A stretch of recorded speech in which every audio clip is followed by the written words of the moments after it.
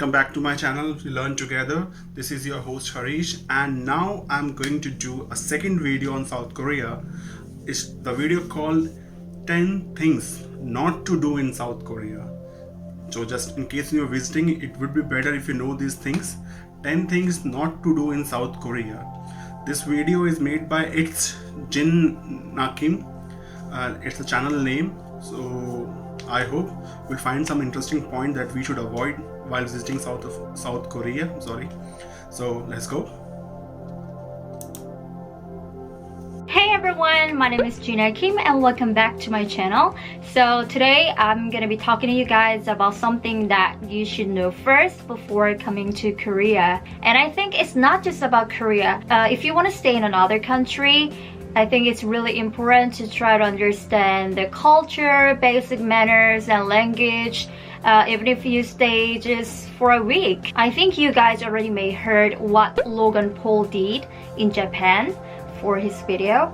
Well, I watched it too and I was really shocked. Maybe it's not about culture thing, it's more about something that every human being should know. To avoid something like that happens in Korea, I thought it would be good to make a video about what you should not to do in Korea. Just if you don't want to look rude in South Korea, I think this video would be really helpful.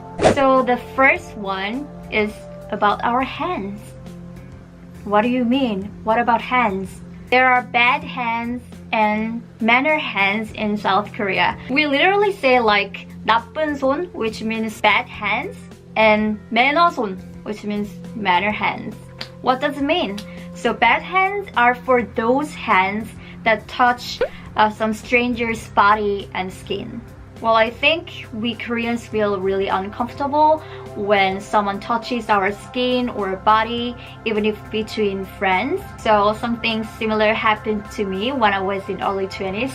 So I was at a cafe with my friends and we were talking together, and there were two foreign guys sitting next to us, and they just said hi to us and we said hi back.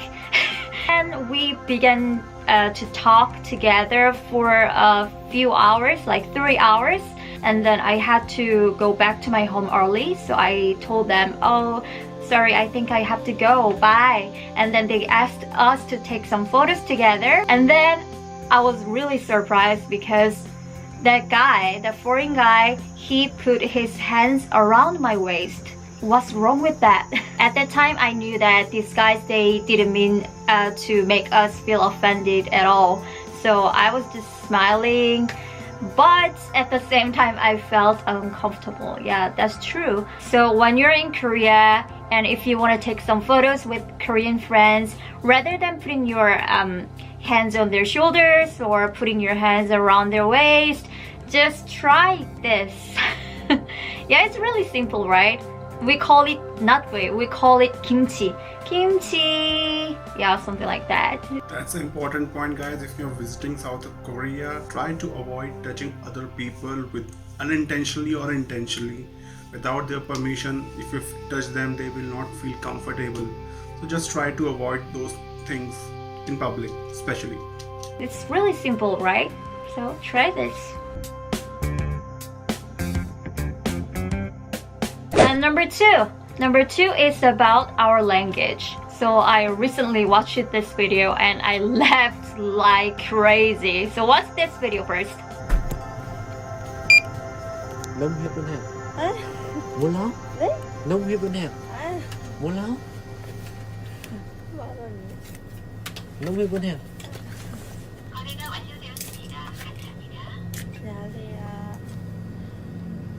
Nông hiệp bên hàng. 농협은행 어디야?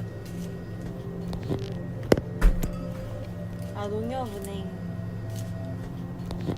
So this clerk recorded the conversation between the foreign customer and somebody made this into a cartoon. So what foreign guy meant was, where's 농협 bank?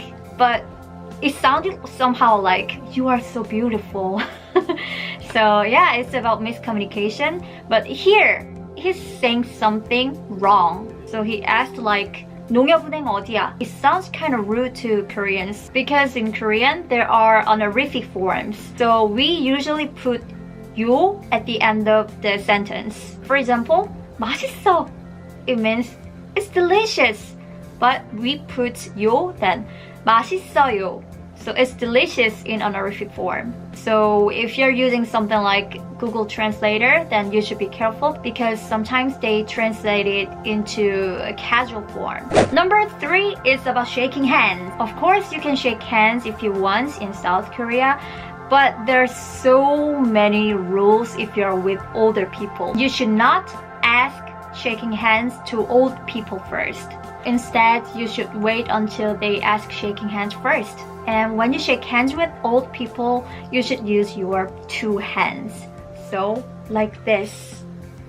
You know what I mean? Number 4, I found there are so many culture differences between Korea and other countries, and this is one of them. So when I was in America, I was at a restaurant and I finished eating and I asked them to give me a bill, and then I had to wait until they give us back the change and my credit card, and then I could leave finally. So back then in America, I was really shocked because I had to wait so much time and I felt like I was wasting my time. In Korea, it may be totally different because in Korea, time is really precious. So we always say something like 빨리빨리, and it means faster, faster, faster. So if you're in South Korea in a restaurant, they will just give you a bill when you order some food, and then after you finish eating, you can just directly go to the counter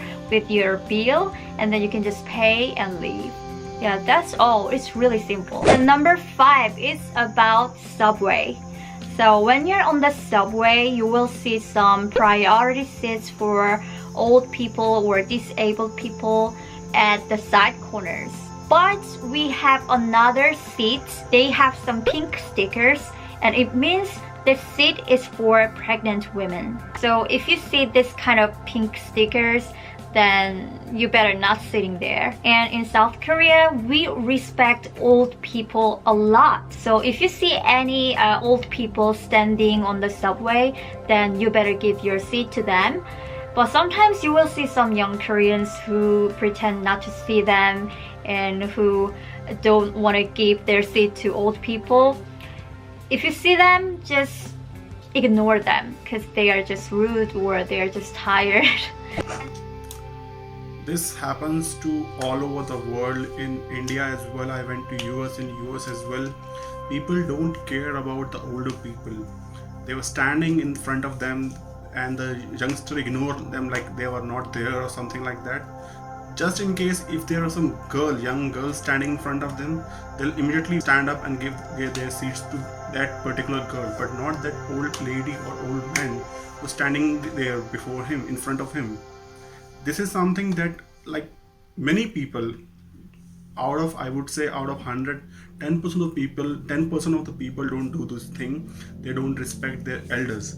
But 90% people definitely they do. In youngsters especially, I would say. But in many countries, like there should be rules like that.